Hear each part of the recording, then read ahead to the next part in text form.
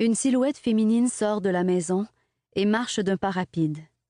Froide et sans vent, la nuit engouffre quiconque ose s'y aventurer. Les branches des arbres, habillées de gouttelettes nocturnes, immobilisées dans un profond état de dormance saisonnière, plient sous leur poids comme on plie sous le poids des ans. Heureusement, elles reflètent la lumière des étoiles. Mince consolation pour les cœurs frigorifiés de janvier. Janvier, mois de froidure, mois de torture, poignarde et transperce de sa morsure la race humaine. Tout s'y passe. Peu importe leur âge, leur race, leur sexe, leur rang social. Pourtant, Joël ne sent pas ce froid. Sourire béat au coin des lèvres, elle marche vers sa voiture en sifflotant. Ce n'est pas le froid, mais plutôt l'heure tardive qui la pousse à se dépêcher. Il est un peu plus de minuit lorsqu'elle prend place derrière le volant. Au moment où elle allait mettre sa clé dans le contact, elle sent son téléphone vibrer. Elle tend le bras, attrape son sac à main, qu'elle vient à peine de lancer sur le siège du passager, et fouille à l'intérieur en se demandant qui peut bien vouloir lui parler en plein milieu de la nuit. Puis, elle s'arrête, se dit que c'est sûrement le travail, à moins que ce ne soit sa mère qui appelle pour lui rappeler qu'elle doit se lever tôt demain matin. Dans un cas comme dans l'autre, elle ne veut pas le savoir. Qu'il laisse un message. Comme s'il avait interprété ses pensées, son téléphone cesse de vibrer. Elle allait reposer son sac à main sur le siège voisin, mais la curiosité l'emporte et elle se remet à fouiller avec empressement.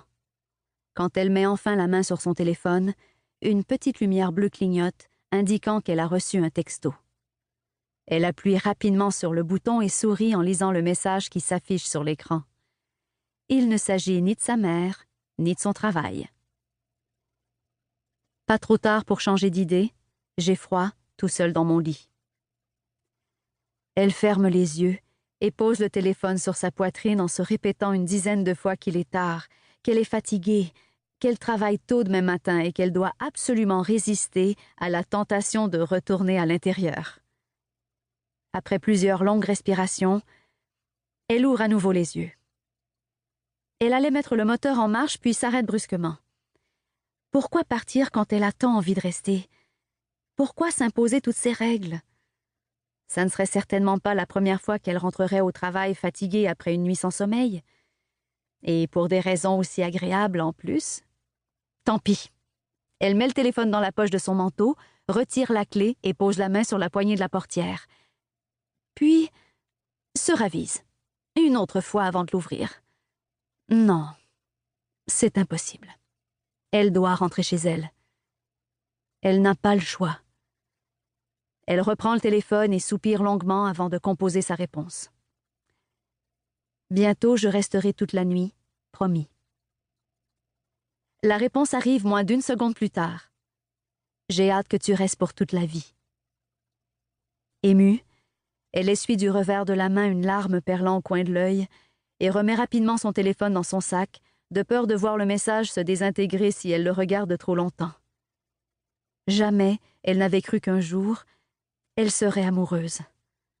Pendant longtemps, elle avait cru son cœur trop endommagé pour se synchroniser à celui d'un autre. Mais surtout, jamais elle n'avait cru qu'un homme pourrait l'aimer, elle. Elle était même parvenue à se convaincre que sa vie de célibataire la satisfaisait pleinement. Mais tout ça, c'était avant Antoine. La première fois qu'ils s'étaient vus, c'était à l'école. Son neveu s'était blessé et, comme d'habitude, on ne réussissait pas à joindre sa mère. Puisque Joël était inscrite comme personne à contacter en cas d'urgence, on l'avait appelée et lui avait demandé de venir le chercher. Antoine était entré alors qu'elle était assise dans la salle d'attente. Distrait, il avait trébuché sur une boîte oubliée près de la porte et s'était étalé de tout son long devant elle. Elle avait trouvé l'incident si drôle qu'elle en avait ri aux larmes. Humilié, il s'était relevé, penaud, en marmonnant des excuses confuses et avait quitté la pièce à toute vitesse. Quand l'infirmière de l'école était entrée avec son neveu quelques minutes plus tard, elle riait toujours et peinait à garder son sérieux pendant que celle-ci lui expliquait la nature des blessures du gamin. Heureusement, il ne s'agissait que de quelques égratignures mineures. Pour continuer à écouter ce livre audio gratuitement, cliquez sur le lien dans la description et vous pourrez l'écouter en entier sans frais grâce à l'essai de 30 jours d'Audible.